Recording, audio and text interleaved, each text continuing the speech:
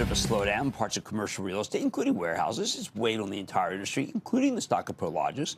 But this week, the company reported a quarter that made people forget the tougher times, and it married that with a report of a very positive outlook. Are the cloudy times behind the industry?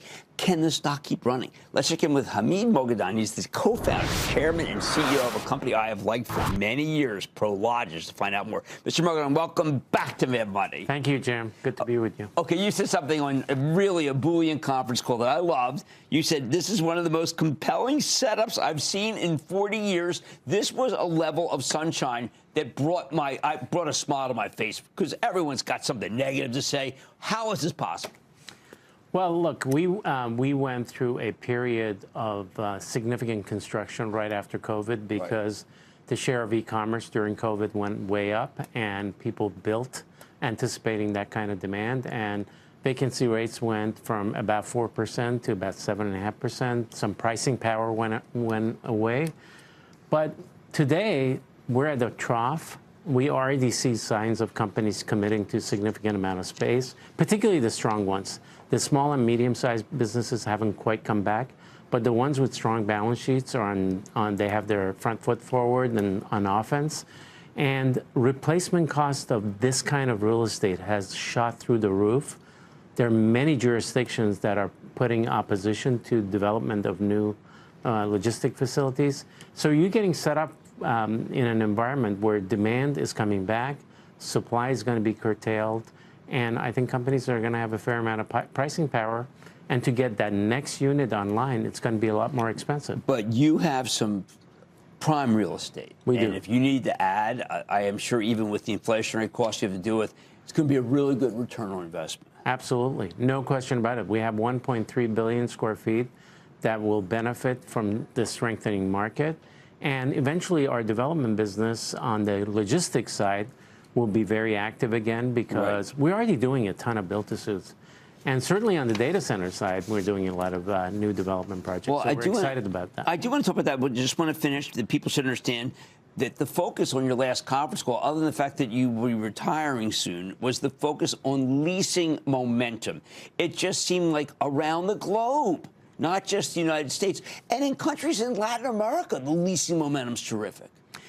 Latin America's on fire, and the reason for it is that they're pretty much way behind everybody on e-com, and the e-com wave that we got in the beginning of COVID, they're getting now. So there's a massive demand, and some of the nearshoring of manufacturing has been benefiting Mexico. So that's why Mexico and Brazil we're very excited about.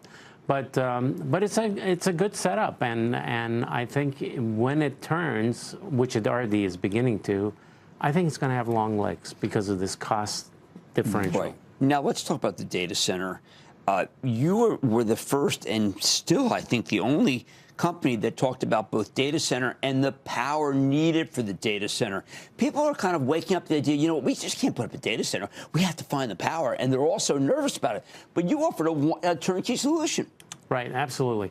I think the real issues on the data center side, to state the obvious, is availability of power, reliable power. But that's not the only constraint. The components that go into these data centers, the supply chain hasn't expanded. So getting the parts to go into a building for a data center are becoming scarcer and scarcer. So companies like us that have a balance sheet and the ability to pre-commit for purchasing some of these components are in a position to deliver faster for our customers, which is a huge competitive advantage. Do you see overbuilding going on in the industry? No, not right now, because the power is a governor, and all these 4 or 5 large hyperscalers are in a race to build capacity in front of the demand for AI. You decided that you wanted to go with as much renewable power as possible. That seemed like you did that before anyone ever wanted it or knew that they needed it. Now it's gone out of fashion, but it's never wrong, is it? Look, renewable power, it was the surface of our buildings, the roofs, that were being underutilized. So we had, in effect, free real estate, and it was the cheapest form of energy we could generate. It wasn't because we were trying to go to heaven or anything like that. It was just good business. That's not a bad destination. That's not a bad thing, particularly as you're getting close to retirement. So, you know, so we're really excited about that potential. The renewable got us into discussions with utilities and building relationships with utilities, which is where the grid power comes from. So I think of our energy business not just as renewable, but also on-premise generation of energy, which is going to be increasingly important, because to produce energy centrally and go through all these environmental constraints for transmission is going to take too long. One last question. E-commerce multiplier effect you talk about, it's back, it's big, it's not going down, it's going higher. It's going up higher for reasons that we actually discussed, you and I discussed many years ago, which is with every passing day, the customer's expectations for delivery time is getting shorter, and their expectations for variety and choice is getting higher. The only way the math works on that is to put more real estate closer to the customer. All right, well, I do want to say, and I hope I get to see you in one more time, that you have been a tremendous teacher to me. People come on the show, and I'll do the interview, and I think people have to understand, there's some people who come on, and that's it. Then there are other people who come on, and for the last 20 years have taught me how to do my job better. Hamid, that's what you are, a teacher. Well, thank you, and I doubt that, but I appreciate the comment nonetheless. That's Hamid Moghadam. He's the co-founder, chairman, and CEO of a company that was the first to bottom, by the way, in the Great Recession, Prologis. Mad Money's back after the break.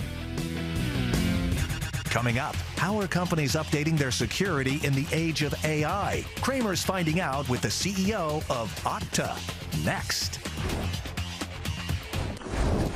Don't miss a second of Mad Money. Follow @Jim Cramer on X. Have a question? Tweet Cramer. #MadMentions. Send Jim an email to madmoney@cnbc.com or give us a call at 1-800-743-CNBC. Miss something? Head to madmoney.cnbc.com.